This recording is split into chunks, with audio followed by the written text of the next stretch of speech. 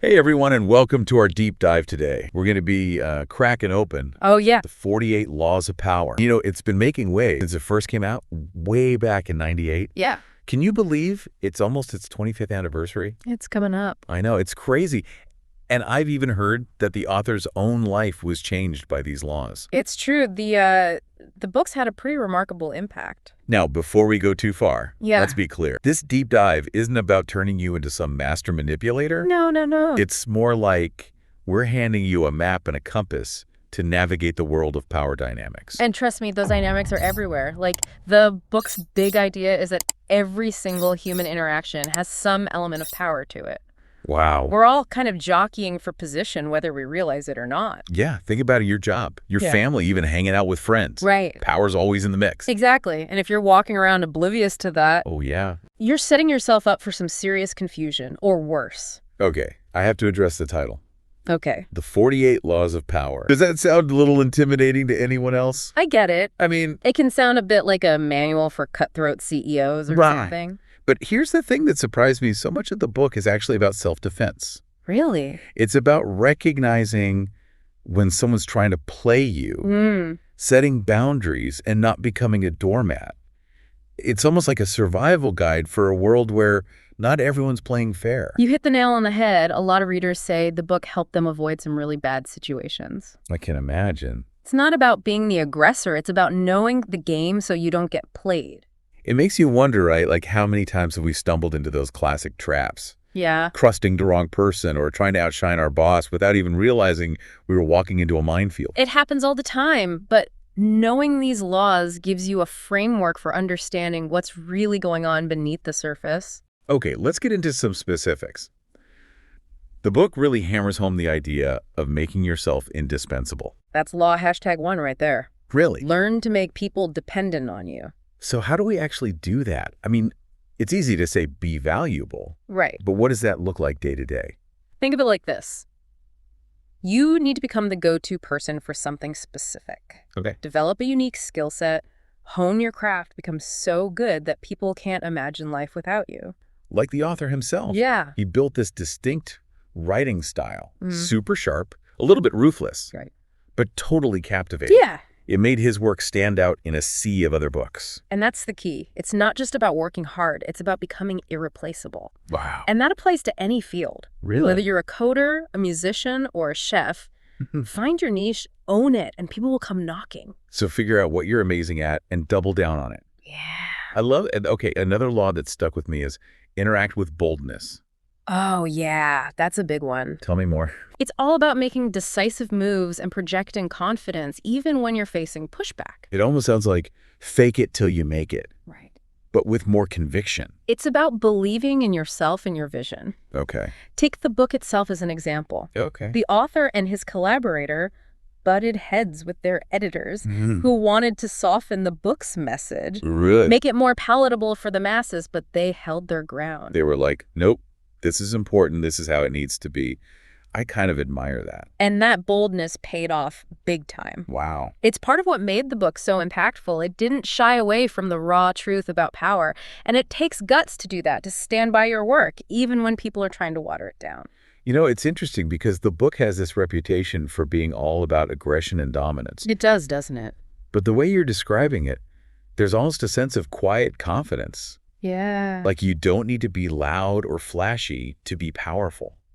That's an excellent observation. The book isn't advocating for being a jerk or steamrolling people. Right. It's about being strategic, Oh, yeah. knowing your worth, and not letting anyone walk all over you. So it's more about being smart and intentional Precisely. than being a bully. Yeah. Okay, another law that really hit home for me personally is disdain things or ignore petty things. Okay. Tell me about that one. This law is all about protecting your energy. It's about recognizing that not everything deserves your attention. I feel like that's so crucial in today's world. We're bombarded with distractions and negativity constantly. We are, and it's so easy to get caught up in trying to fix things, Right. control things, or engage in battles that ultimately drain us. Yeah. This law is a reminder to step back and ask yourself, is this really worth my energy? Is this going to move me forward or just drag me down? There's an anecdote in the book where the author describes disengaging from someone in his life who was constantly demanding his time and attention. Hmm. He wasn't trying to be mean or punish them. He just realized it was a huge energy drain Right. and made a conscious decision to step back. It's a great example of setting boundaries. It is. And it's not about being cold or uncaring. It's about protecting your own well-being and focusing on what truly matters. It's like saying, I'm not going to waste my precious energy on things that don't serve me. Exactly. It's about choosing your battles wisely and investing your energy where it will have the most positive impact. I think that's a great place to pause for now. Yeah. And we'll pick up our conversation about the 48 Laws of Power in the next part of our deep dive. Sounds good. It's fascinating how this idea of choosing your battles connects to another law. Plan all the way to the end. Oh, tell me about that one. Okay. It sounds pretty intense. It is in a way. The idea is that before you make any move, Yeah. you need to think several steps ahead. Okay. What are the potential consequences? What are the obstacles you might encounter? And most importantly, what's your end goal? So it's not just about reacting to situations as they come up.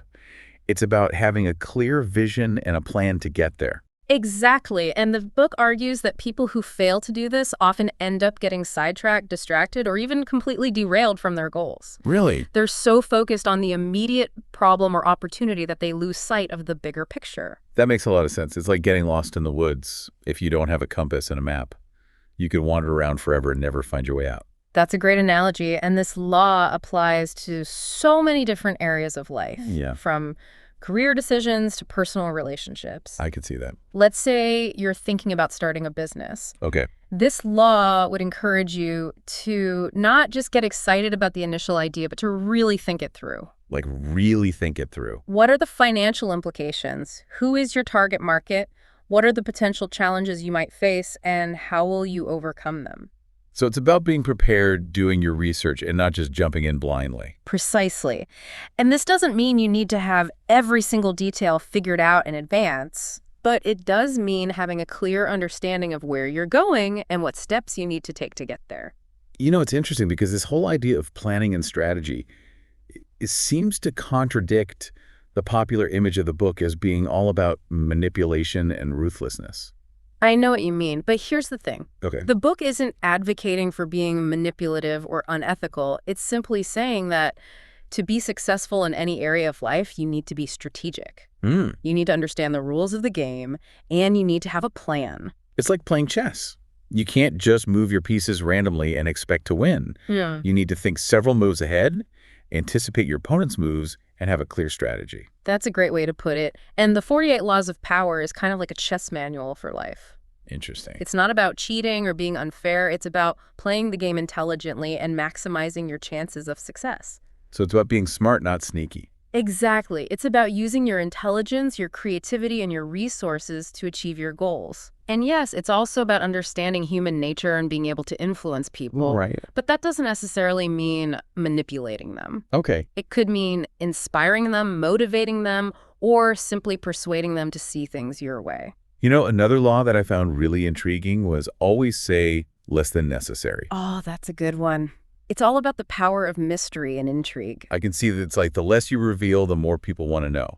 Exactly. When you talk too much, you risk over-explaining, revealing your weaknesses, or simply boring people. Yeah. But when you hold back, when you're a bit more enigmatic, you create a sense of curiosity and intrigue.